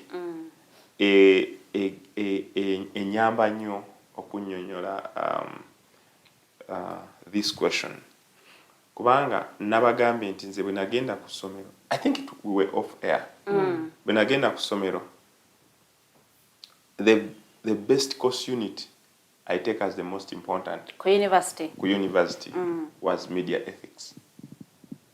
Nti media ethics I focused on it so much because biri ebirala nali nsobola okubikola ate biri ebirala nali mmanyi kyembyagalako nti nsobola okubyekolera but this like imparts on you to become that journalist that the country will see in a very fully baked form. Nti boba kisinzira butya bw'ogenze ku ssomero okusoma amawulire bw'oba wagenda ku ssomero okusoma amawulire nga ye option eriwo then you're going to be that person who's going to run after the 50,000 note. Nti bw'oba ogenze kubanga muzadde we yakugamba nti genda osoma amawulire it's going to be very easy for you okulaba story nomanya nti yeno story naye oli nakugamba nti njagala eno ebeefuluma n'ogifulumya because all you're caring about is not the profession. Nti erinnya lyo gwe you don't care, you actually don't have a name to protect. Kyoyagala kyakuyisaawo ku surviving.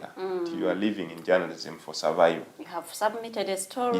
Tebajja gikubanja, that's all.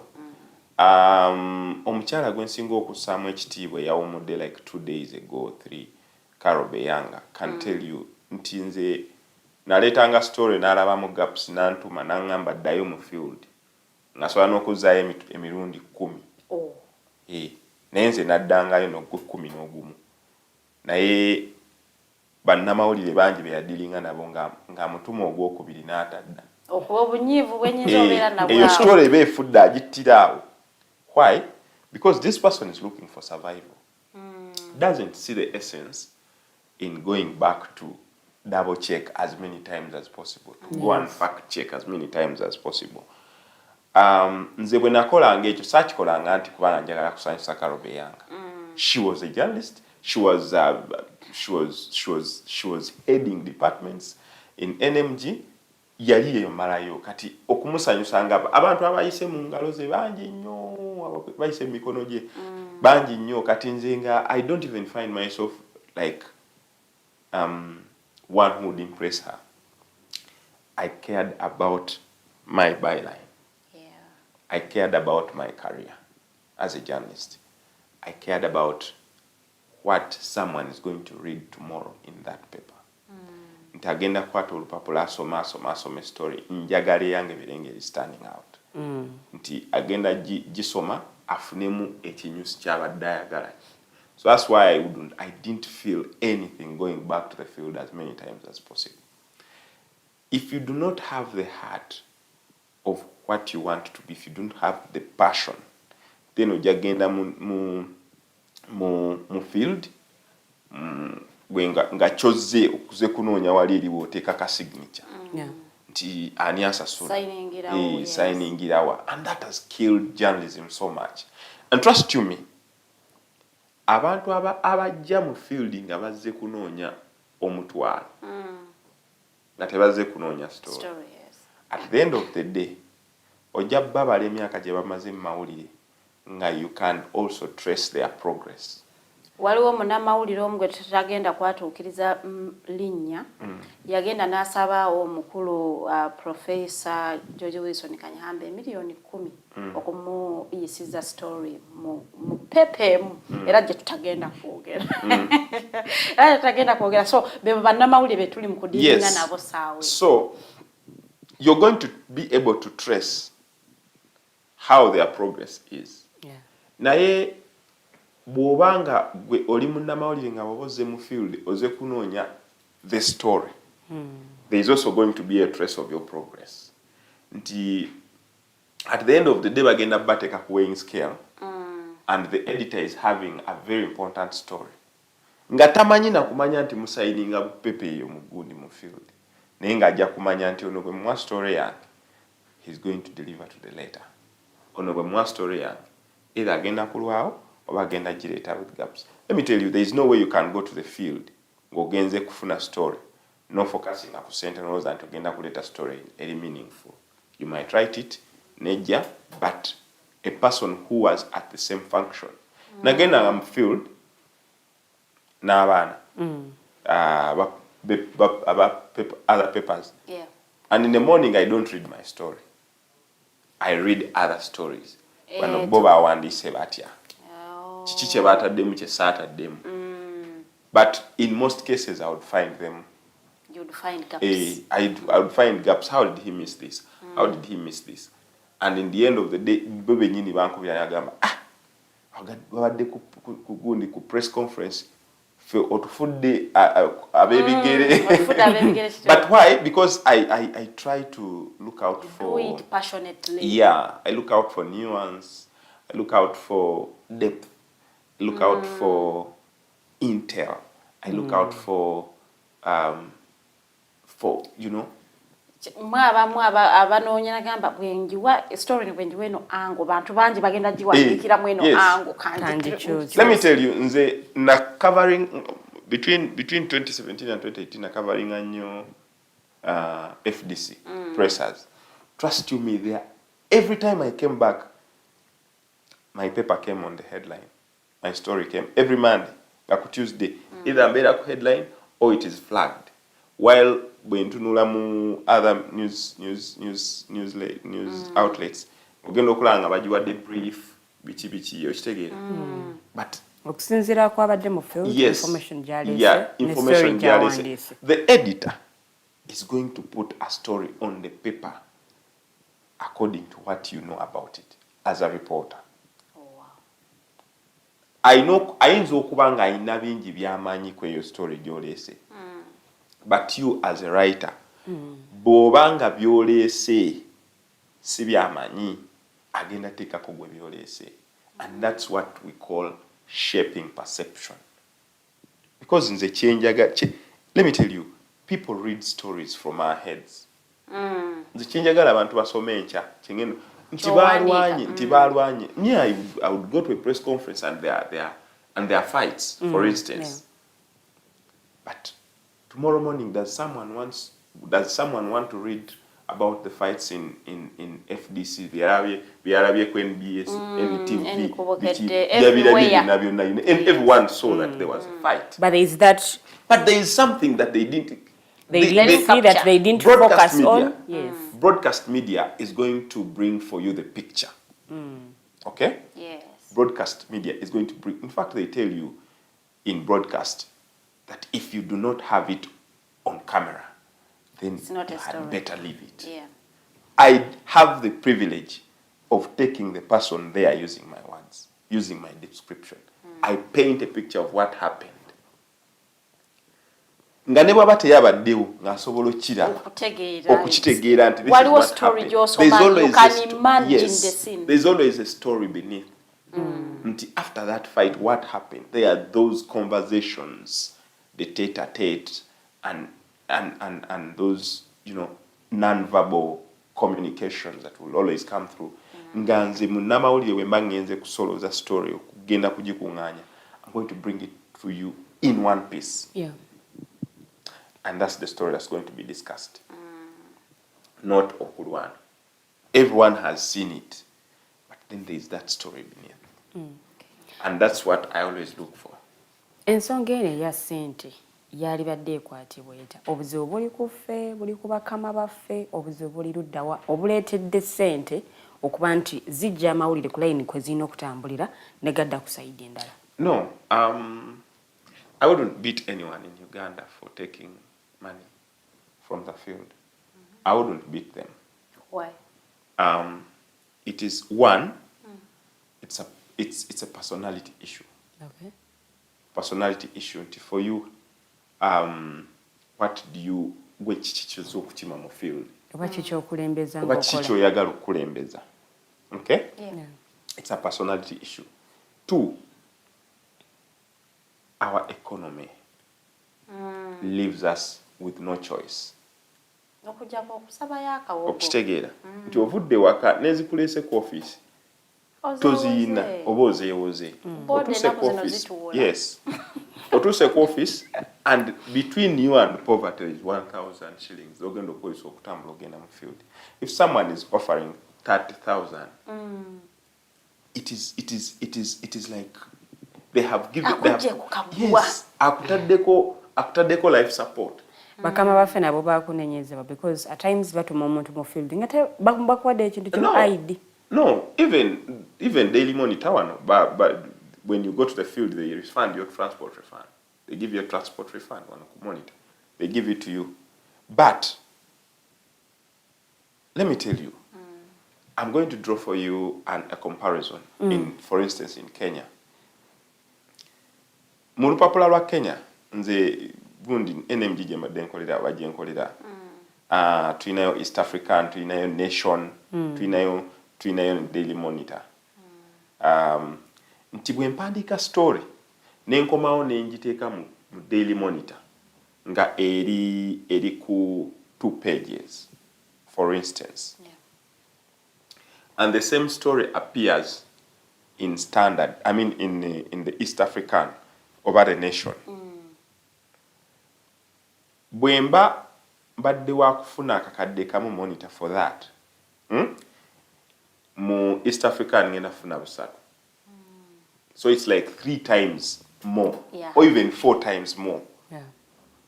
Ne Nation, the same story. Why?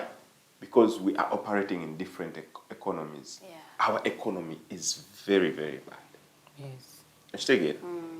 One, we do not have a standard rate for stories. Even if we do, the rates are very low here as compared to other countries. For instance, a radio story in Uganda, the highest is 5,000. A radio story. The highest someone gets is 5,000. In Kenya, they pay 50,000. A radio story. A difference of 45,000. So, how does that come about? That a person in Kenya is going to go and look for that story and put in all they can to write that story and give it time because they know there is value for money. One in Uganda, you're going to get a story because you know after all again akompa gumubiri. Jabula nojitekayo. Kati if you are not this person who is very passionate and ali keen ku linnya lye, then you are not going to stop a minute and be like, okay, nga story gye nkoze ddala yakibogwe nnyo kiki ng'ebulamu nnyo okitegeera. Nze natunulira alina story zange natunulira ne ngamba naye neebuzeemu sigenda giwaayo sijja nga nawe olaba nga nange sijja. Editor n'akugamba that's the story we were basing on and things like that. Nomugamba ndi mulwadde but you know kyokoze nga nawe olabira olaba ebulamu nogenda notandika nogibbulula mpola mpola nogyongeramu gendo giwaayo nga it's a very good story. You get. So if you do not have that mind of sitting back and thinking twice before you do a story, certainly it's going to do what? Kigenda kuzibuwalira nnyo okula. Tetukyafa nnyo ndowooza kumanya. Erinnya wano bantu batono nnyo abakola ki? Abafaayo kumanya gaabwe. Batakinga value kumanya gaabwe. But that then does not mean that we have to leave journalism to go to the dogs. Essente, I would not beat someone. But if it's someone who thinks and cares about that passion, their name, then it's just worth it that you do the best. Olowooza skills zino naddala ez'okuwandiika stories any journalist abaziina zisobola okusomesebwa omwana na speaking up n'atandika okuba nga pitching story nga nawe ogiraba oba ogisoma n'ogamba kituufu yawandiise story oba omuntu alina okuba nga alina inborn skill ey'okuba nti awandiika. Eri inborn. Bw'oba olina inborn skill y'okuwandiika bw'owandiika story ejja kutegeera nti olina inborn skill. Ate kyeyakola yakyagala. But you can mentor someone, you can grow someone if they have nga bwe baba baagala nti naye awulira ekyo kyennyini kyayagala. Nina omwana gwe na mentoring awo ku Daily Monitor. I'm still averagely young really, but I believe in good journalism. So bwe nsanga oli nga ayagala journalism nnyo ntera omukwatako okumuyigiriza akatono kemmanyi. Mukyalo bamuyita Nobert Atukunda. Right now akola ne Nobert Atukunda akola ne NTV right now. But she came to me and she told me, Derrick, I like the way you write. I would like to write like you. Mugamba fine. We started going to the field together. Baba genze mu field mugamba leta story yonje tunulemu. Even when I have a very bad deadline. Kubanga waliwo akadde akatuuka nti mu Daily Monitor in 5 days I do 4 lead stories, and that means that there is a lot of pressure. But I care about this girl who came and expressed that she loves how I write. So while I was in a story, I first put aside the other one, so kane muyamba ne mugamba kano katereze kaze wano boti kano kaze wano boti, and in no time the woman had grown into a very good writer. In fact, ngatana crossing agenda ku gundi yawangula very many awards. Wow. And some of which stories na inamu mukono. So someone can be mentored, someone can be helped if they are willing to learn, and they will be very good writers. But ono ekyamuli mu mutima nga kiri inborn nakyo kisobola okufa if you do not water it. Bw'ota kifukirira nakyo kifa. Okitegeera nti mwekiri tyogenda but you procrastinate nti you postpone a lot of work and stuff like that. Ogenda okulaba nti nekyewali omanyi otandise okyerabira nti kannakawandika ngatya, but olina okifukirira. Good writer, you have to read. You can't write without reading. Good speaker, you have to listen. You can't talk without listening. The good presenter, you have to be presentable. You can't present when you can't present yourself. You get. So you go to YouTube, not watching over the person you want to be like, the person who presents better for you. You watch their clips. You always imitate to be that every day. Until you go and get those stories and read the stories that you know that these people write like good. So you read and want to write the way they do. Okuwulira, the best news anchor. Omuliriza nnyo, how does she intone herself? How does she pronounce words? Things like that. So, buli kimu kyonna kyonna kyetaaga nurturing. And if you nurture, bw'oteekayo omutima kiba kisobola okukula. Okay, awo nga kyovuddewo njagala tumanye olowooza tuyinza kukola tutya bannamawulire okulaba nga balongoosa omulimu gwabwe? It's going to take a lot. A lot of what time? A lot of effort. One is that you know that there are very few media houses in this country that are very consistent with pay. Yeah, Chitov. Maybe Nation Media, you look at the Vision Group, and then maybe Next Media, maybe Baba TV, and maybe Yebulange, BBS Telefine. Is this get this one struggling in pay? Yes. Motivation is very low because media houses ziri privately owned. Nti omuntu ayagala kukozesa very low cost of production to do maximum output. Nti bw'abeera n'abantu babiri ayagala bakole omulimu abantu 10 gwe bandikoze. You get? Because for them they are minimizing on costs of production. And that's going to kill journalism. It's going to kill amawulire.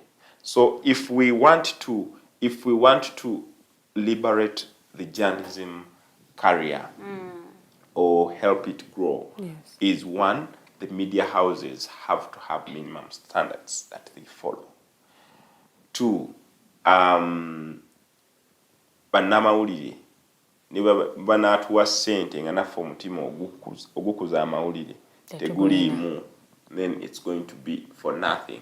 Because you know that the more money comes in, the more you demand. Nti wano bakusasula 2,000. Nkeera ne bagamba nti kakatukwongeddeko tujja kusasula 6, kola bulungi. Jagamba njagala 2 kati. After 2 weeks ogamba njagala 2, 6 tegukyankolera.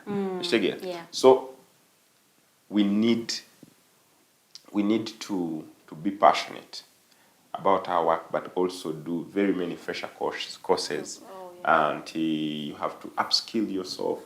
Always go for fresher courses, upgrade, and make sure that you keep yourself mu kintu ekikwagazisa ekintu kyokola. Nze nakula mzee wange ngamba abannamawulire tebalina ssente basabiriza and stuff like that. But I have not seen it. Journalism can only shape you into what you want it to shape. If you want to be the broke journalist, you're going to be. Bw'oba oyagala okubeera munnamawulire alina ssente nakyo olina okikolerera. First tokulembeza ssente. Bw'okulembeza ssente ogenda funa naye ogenda funa ssente z'okulembeza. Okitegeera? Nti nze nagenda nga mu field ne bagabaawo 5,000 and I walk away. Waliwo media station emu gye tumanyi bannamawulire bayo tebasayiningira ssente ezo. Baba bagamba bannaye bannamawulire mujje musayininge wano baba paakinga ebyawe. Beeyongerayo. And I walk away. And do you know what? Wabaawo abasigalawo. Ndaba otazi. Do you know why? Because I'm thinking, okay, lwaki agala kumpa 5,000? Transport. That's the transport refund. Transport mbadde sina transport. But azimpa sigenda kutuuka. Akuzaawo bw'okoze. Just bwakuwa transport ow'emitwalo 5 enkya ajja kuwa 3 oba ajja kwongera 5 egyo kubanga they have measured that is your value. You get? Yeah. That's your value. That's what you're worth. I don't think I'm worth 50,000 for transport. No. And when you hit those standards, then you're going to ask not even demand, but someone's going to value you. Ozo olwaleero n'ayagala okuwa 5,000 ngamba saagala ndi fine. Enkeera yalo ajja gamba bana wadde katono. Gambe kamweye 10. Gambe no, I'm okay. Do you know what it feels for them? Ngoganye sente. Yes. It feels like boy lwaki yazize sente zange. Ate n'ogenda n'okola omulimu nga it's good work. Okitegeera? Si bino nti oba tompadde etaano sigenda ozigaana sente, you go and do the story very well. This is the trick I'm giving journalists. Go do the story very well and keep quiet. Enkya agenda kuwa emitwalo 2 ogigaane. And that is that you're setting your standards. Yeah, okay. You get? Yes. You're setting your standard. You're not just looking at this guy 50K. The moment you crumble for 50K, he's going to value you at that. Yeah. But then when you set your standards and your standards are up there, then you're going to be sitting with big men. You get? Nti bana bayina mpitira wande oyo nawe etaano jange bampiranga esimu yangamba ne munange tetulina budget tulina wejeta mugamba no me I just want the story. I just want the story. Do you have the story? Kutambula. No tambula. No genda. Not that mbani na nyingi. Mbani na nyingi. But achieving something, to be seen as a person who has achieved in journalism, you have to invest in. Invest in time, invest in everything and knowledge. Grow. Togenda kutuuka ozze omusajja agenda kuwa emitwalo gy'etaano ogenda okolesa mmanyanga story. Na story tagiraba. Aleme kugiraba. Oba aleme kugiraba. Ate n'abasajja abo bakuwa emitwalo 5 manyi we babanja bannange. Ayinza okukubira essimu ku ssaawa ate toyinza omugamba mbu story ezo ezimu ku zino ezikoze amawulire eziri mu headlines bw'atagirabamu ng'alinda mu dakiika ezasatu ezisooka story yemu olaba pressure gy'obeerako naye bw'oba totutte ogamba talina grounds zikubira because then akubira essimu. In fact most of them they go even to that arrogant state of nakusasudde sente zange lwaki story teriimu. And for me I used to go back and think, is my work worth 50,000? Mbu onsasudde emitwalo 5 and I do what exactly? Kwejetaano kunchungira kumpera amateeka otuuka ku station mangu weyo story ani ndikantwala obudde bwange. If you don't see your story, well, they making the cut. It doesn't make the cut. If you see it, just know that you had a good because story. Because nawali eyina okuyita mu kakunguta togireeta mbu yitawo buyisi. Yes. Baziweying. Backward data notuuse editor gambya eno tejja kuyita. Ng'olidde ekyetaano ky'omusajja tokiseseme tokole ki okitegeera. And that's how journalists have devalued themselves. That omulimu ogwandibadde noble in other countries, being a journalist, we are supposed to be middle income earners. Tulina kwaninga sente close to the MPs or ministers. Ate ffe bwe twagala okubeera. Okitegeera. But here in Uganda, man, okimanyi n'omulimi wano mu Uganda atusinga sente ffe Munnamawulire. Because that's what we have. But like I told you, economy and then the liberalism in the industry. Politics mu mawulire. Ayina engeri gy'asseemu omulimu guno n'atujja ku mulamwa nti kati tuwa amawulire naye nga twekubira sayidi. Do you know n'okutuula wano we tuli? It's very political. Even like we are seated here. Okay. It's political. Politics is a way of life. Politics is life. Journalists tell lives. Tell about life. So there is no way you're going to separate between journalism and politics. Okay. Kitambulira wamu. But you have to choose how you're handling your politics for you to be able to propel. When I joining this hard news desk monitor bampa BTR politics never Kyagulanyi. So I covered Kyagulanyi from the first day we agenda nominating Echaddono in 2017 May up to today. But let me tell you, I have heard very many stories of people saying, oyo kakati wanupu, oyo But when I present my story on the desk, and I tell someone that, tell me where my story has fallen short of the journalistic grounds. Ngata sobola. Because the story is going to be balanced.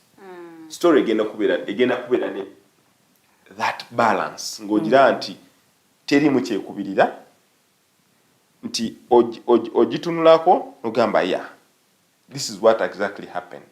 Kikkirizibwa munnamawulire okubeerako ne political party waagwa? It's very normal. Very normal. So kati ddi munnamawulire lwayawula opinions ze nga munnamawulire na ddi lwa fronting professionalism y'omulimu gwe gwakola? And again, because politics waffe akyali stupid politics in Uganda. Our politics is still stupid politics. But in other countries like the US, like in France and things like that, media house nga Daily Monitor yandisaze wandize kaseera ka campaign pronouncing irawo nti ffe tuli ba Museveni era story za Museveni tugenda ziwe enkizo ekola ki ey'amaanyi. Vision egamba anti ffe tuli bakiza Besigye. And all the journalists there ne boba olina opinion yo eyawukana ku ya station, it's going to be known.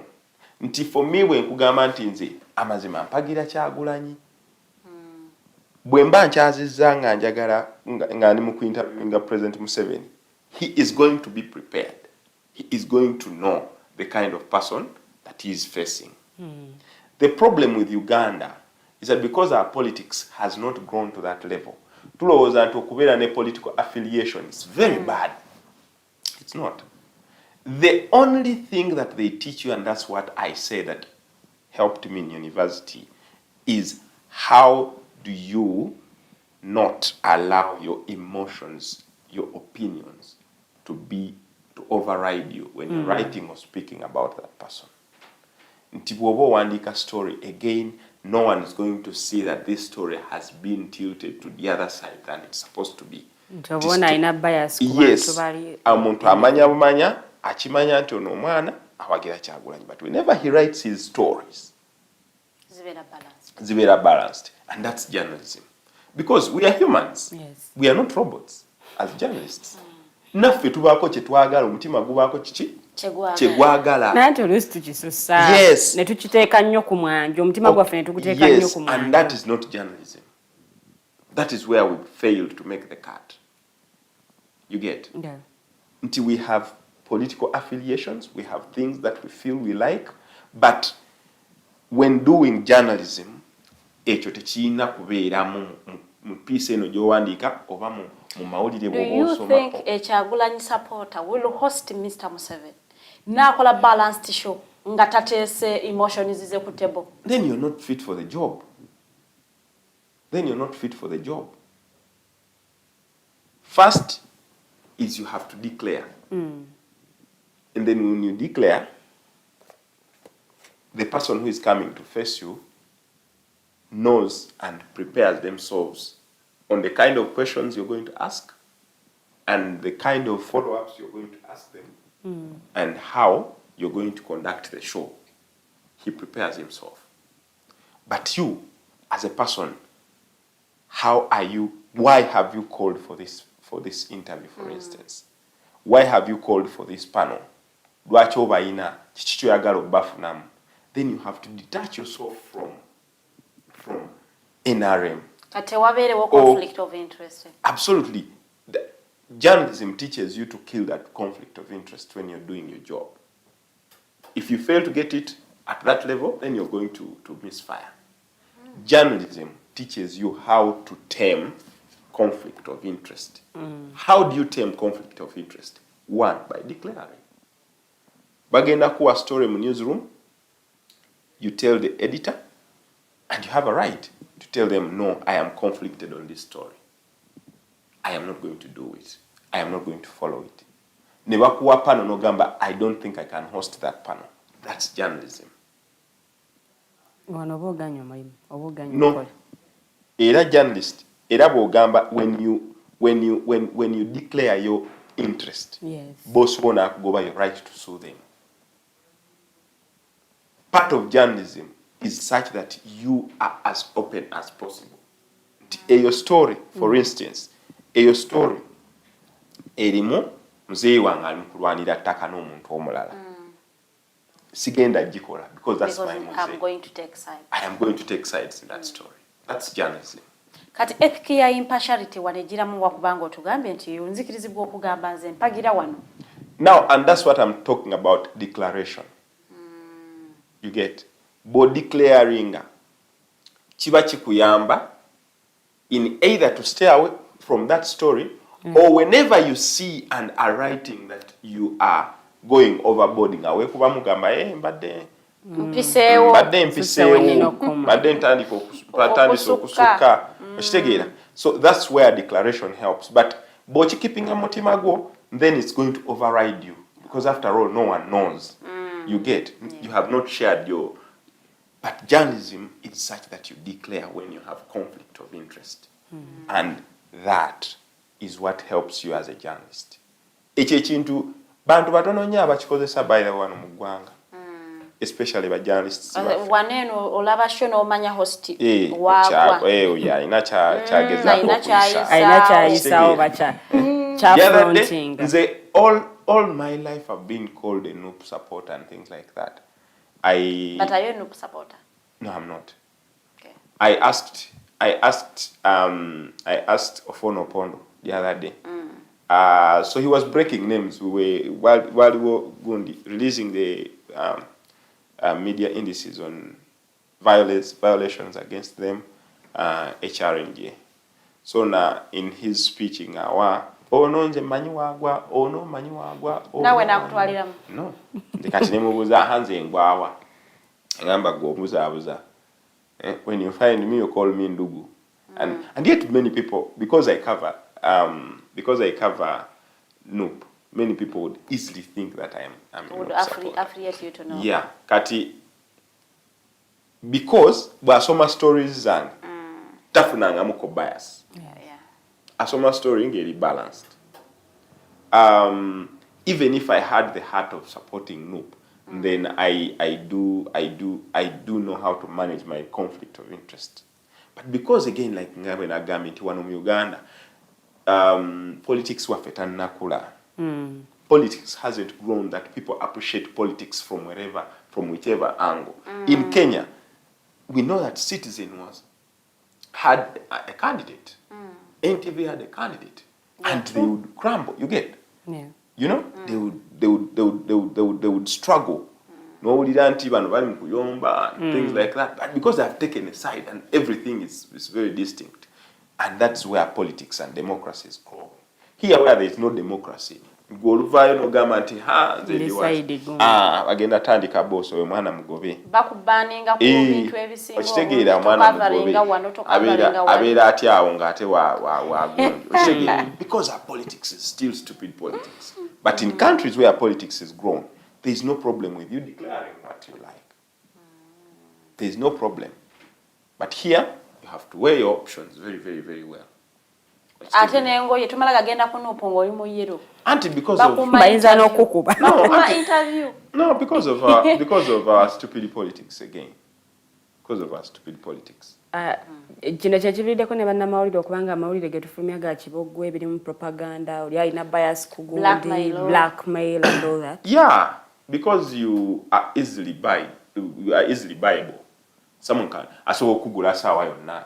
Okitegeera nakugamba nti story eno gikole ng'eva mu ange eddeeno nga temuli yadde journalistic nga n'omuntu yenna asobola okuwandiika nga talina journalistic ethics asobola ogiwandiika. But what distinguishes a piece of journalism from that of not journalism? Balance, fairness, and clarity. Okitegeera.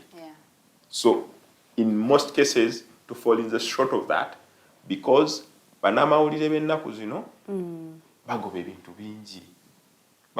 bingi and it becomes just hard to achieve those. Twogere ku nsonga ya content bw'otunuulira mu mawulire agamu ne ku mikutwe like media houses ezimu ne bwe zibeera radio content gwe bateekayo ennaku zino omu yeesitaza bw'aba teyeesitaza waakuvuma onaavuma ono onaavuma oli is that the road gye tulina okuba nga tutwala lyeryo ekkubo kati lye tulina bannamawulire lye tututte nti twagala sanyusa society. The coming of media, social media, has not helped things much. Nti social media nze bwe mbeera n'omukutu gwange ndi munnamawulire naye omukutu gwange nsobola ogukolerako buli kimu kye njagala. Oba kino oba kiri oba kiri tewali agenda kunkuba ku mukono. Tekuli gatekeeping okuba ku mukono. When in traditional media gye tumanyi nga mainstream media nti waliwo a lot of gatekeeping. Ekintu tekisobola kufuluma kugenda kumpewo nga sina kusensaringa but kukisengejja nti ono kasasiro tasobola kuyingira twagala just mazzi gokka okitegeera. But the coming of this social media and things like that has not helped. And by the way, because etadde pressure ku mainstream. Yes, nti nabo kati bakola ebintu. Because do you know why? Because bano abaana abali mu kuteekayo ebintu byabwe nga bwe babyagala, they are getting numbers. Nabali bafa ku numbers. Yes, kulwanira numbers because the media house is there for numbers. It can only stand on numbers. Kati gwe bakola nti omukutu gw'omumbeja otaddeko ekintu nekigenda n'okuba 1K n'okuba millions. Nange njagezaako kikola waawo ni mainstream media kubanga those numbers nawo kikubire mu ango ye. Yes, nti bwe kuba kunama host ojja kunama for as long as you do what bwe kuba kuvuma ojja kuvuma. Yes, if we are still doing the journalism of running and chasing numbers, not informing the country or the society, we are losing it. That's how mainstream media is crumbling. Because of chasing numbers. Not and it's understandable, but not acceptable. Yeah. You get? Yeah, true. Nawulirako Munnamawulire omu nga ali mu kuweereza entertainment show. Naga nti bannayuganda abantu bakooye, abantu emitima gikooye kati tubawa kye baagala. Nti baba baagala byonoonese bye tugenda okubawa. Baba baagala bino na bino ffe bye tugenda okubawa. The truth is ebyonoonese ebyo ogenda biraba nti biri ku and also the liberalization of the industry in this country. Nti there is a lot of private ownership of the country. The regulation also becomes very hard. Regulation nti omuntu ali connected to government, in a radio station or a TV station, and they are airing anything. Tagambwako, tasobya, teyetonda. You get? Also that has caused a lot of problems. But journalists, there are things you're going to see on all media houses. Nenga tusobola kiraba ku NTV. Ogenda kiraba all media houses, nenga tugenda kiraba ku NBS. Why? Because they have a name to protect. It comes down to the name that you want to protect. How do you want people to see you? How do you want people to talk about you out there? What kind of person do you want to be in journalism? So it comes down to the name, it comes down to your legacy, it comes back to career growth. So yagala mawulire, yes. How are you growing? How are you helping yourself? The way media house, how is the media house helping it? Nze olupapula lwenkoledde ebbanga lino lyonna you would, for instance, not bring a story even before the passing of the law about homosexuality in it. It would never make a cut because it's internal policy. So how strong are the internal policies in some of these media houses? Tisobola kuteekayo ekifaananyi ku lupapula nga kiriko omusaayi. It can't happen. You get? Yes. Nti sisobola kuteeka ekifaananyi mu lupapula nga kirina omuntu ng'ayambadde in a certain way. In this sense. You get? Yeah. It comes back to individualistic media houses yaddo condemning, but yes. You have promoted it. You are promoting it. So how do you? It comes down to that internal policies, you know, internal mechanisms on breach of such ethics. So individuals, the individual media houses. Okay. Yeah. News 24/7. Please. Mukola muli online oba muina mo publishing popular. We have an on we are you know the media landscape right now has tremendously changed. Okay. That omuntu sawe eno takyalina budde butuula waka Alabe TV. Ndaba amawulire ga akawungeezi oba ndaba amawulire gataliiko nfuufu nago bambagalaba kala gubagalaba Gasawa nnyo. baba nyuse. Yeah, but omuntu there are very few people right now who would stop in jam right now to buy a newspaper. Yeah. Yes. You get everything is now online.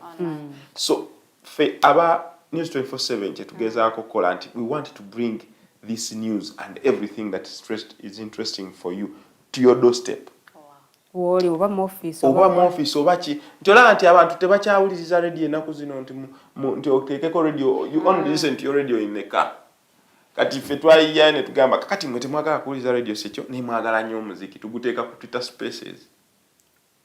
Kuba omuziki ku Twitter Space. Copyright mwe tebibakwata ke. Oh, but Twitter Space teriiko buzibu. It's only on YouTube that has copyright issues and stuff like that. But you can play your music on Twitter Spaces and no one's going to do what. So tufuna DJ ne tumuteeka in studio, connecting us to the space, tugamba abantu mu requesting it, do all requests and stuff like that. Wow. Then we also have a website where we churn through stories. Others to picking out these stories that are running, but we also do in-depth stories, investigatives, analysis, and all that. Then we have a YouTube channel. YouTube channel, we host shows on that YouTube channel. We have a sports show called Shwawin, which runs every day. Okay. Then we have a Saturday panel discussion on things that are happening across the country. It's called Viewpoint. Okay. Then we have another entertainment show. So to take up YouTube. And then we also do documentaries. We are very big on documentaries. Do documentaries to take up YouTube, drive campaigns and social media campaigns and all that. Okay, omuchala nache Unirita agamba, this is a wonderful story and very encouraging. I just wish all parents and school-going children could borrow a leaf. Yeah. Thank you, Derrick. I just loved your competencies, passion, and abilities. Nagamba, it is always good for one to believe in him or herself, but today's show is so interesting and just enjoying Derrick with his experience. I'm just smiling and laughing myself off. Thank you, Said, for being on. Agambia, I am on listening. Jeremiah Mchibi, thank you for being on. Abasigadde tebakomenteze naye nga mwebali kubeera kunga mutulaba story ekunyumidde olwono tuba tugenda kukomenkereza show yaffe nnyini dakiika 4 ogenda kutuwaayo akatalekeka otubuulire na kiki osinga okwagala okukola mu budde bw'obweddembe. Tuli mu kuwandiika story, tuli ku daily monitor, story ku mawulire. What do you love doing most in your free time? I crack jokes. Oh. Yeah, To cracking the game. I crack. Oh my. And it's cracking a joke, it is a profession. Akantu nekaja. No kaisao. No balanga basinika. No gamba But yeah, I love to play football. I've been the team captain of Daily Monitor for a long time. Mama atukubompira juice. Ate bapangisa n'abazannya temwapangisa abacuba. Babalaba. Baba twala abantu gamba abacuba bavaawa. Abamu ababazannya ntugamba tebali bano si ba Daily Monitor. Tusabukulula omupiira awo. Twendo but hey olonobanga wagira timu ki kubisaba chuba side za wali erugogo bantu tusobola abana bali mu production enduli yaffe twajjukuba naye bagano giwuliriza bwe muto bwe mwatugamba bali mu production nga abamu batunda amawulire abamu batunda nyanya kumwanya wose timu olongo wagira timu ki bagira akatimu akakyasinza okusama omupiira omunyovuka Arsenal katimu wano wagira timu mu Uganda ate wano Farida eyo mujje eyo wana wagira ki wano mu Uganda wano mu Uganda mpagira KCCA Kasasiro boys with Farida tuwa Kasasiro boys naye kubanti kajaze kabwe kayero nange sikalinako buzibu just kubanti sikamba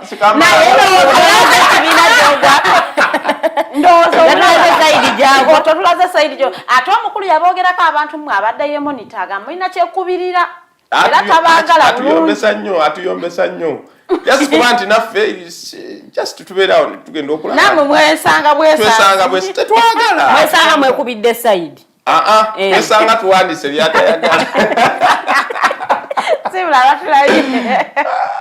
Wale mwebali nnyo okuba nga mubadde bawuliza balungi ate nesimye nnyo okubeera ne buno obukyalo bulungi okunkyazaako olunaku lwaleero badde wano nze nazze empewo nga nnyingi naye ngenda okuva wano nga mpulira ebbugumu lingi kitiibwa kya Mukama okitegeera ebbugumu eriri wano ireeta n'abalambuzi tweyanziza nnyo tweyanze. Thank you so much, Wandera. Thank you for sharing with us your story.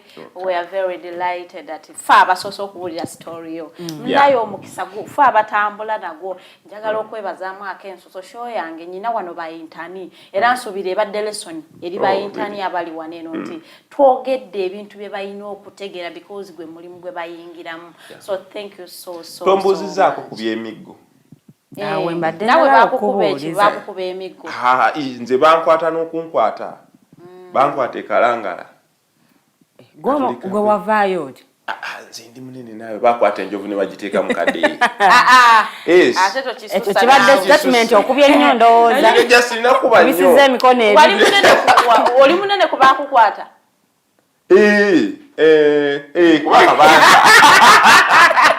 Yeah, but no, my media house was very supportive. Okay. They made phone calls. Namwe Munnamawulire banemu akubembe kula ku social media ngendo okulaba nga bansesemye. But the thing is, every job has its own hazards. And let me tell you, if you don't, there is no general who attains being a general without going to the war. Yeah, she does. You survive so many battles, so many wars. Related special abana abawali obutakola shows eziri political ba hard news nga bagala entertainment and all that. Antikati just want to oyagala bintu bili soft. Naye ate ebyo ebintu ebiri kati nja kuwako omukyala gwe bayita Shilandu Hukire yabera nako. She did big things and everyone knew her. If you want to be known, do big things. There are consequences, but that's what you earn out of it. Yeah. So shows eziri political, shows eziri bichi ebyo zikuyamba kubeera wetutu mu mawulire nti you're going to meet someone and you don't have to introduce yourself, but also they will know. Tweyanziza nnyo mwami Wandera Derrick obubaka bw'otuwadde tetsobola kubanga twongera ku kigambo nakimu eri gwe Munnamawulire ayingira obuyingizi naawe akiruddemu. Of course information ono tuba tumwetaaga ewoddamu ne wejjukanyaamu n'omanya nti okay wano ntambudde bulungi oba wano ntambudde biwano waliwo ekibulamu oba wano nkoze bulungi nnyo. Thank you so much mwenna ababaddeko nga mugoberera abakomentinze abasharinze mukoze omulimu gw'amaanyi nnyo. I want to thank Omumbejja Farida yakedde ku makya tuwa updates. So gwatalabe atazirabye osobola kuddamu n'olaba show. Mwembi muli bambejja. Tokobuzeewo. Alhamdulillah. Ya Rabbi alamin. Naye gabo bakamala Farida simanyi oba anyway. Katuwuzikire waneno. Njagala kubategeeza nti munange Mighty Drive ebeera okuva ku Monday okutuuka ku 5 ssaawa zibabiri ez'okumakya okutuukira ddala ku ssaawa 4 ezakalasa mayanze nebaza timbo tukoze olunaku olwaleero ku kamera kwaddeko omwami Ali Alibawa so nga ate mu control room wali omwami Mokose Arnold Anthony njagala bagaliza olunaku olungi mweraba.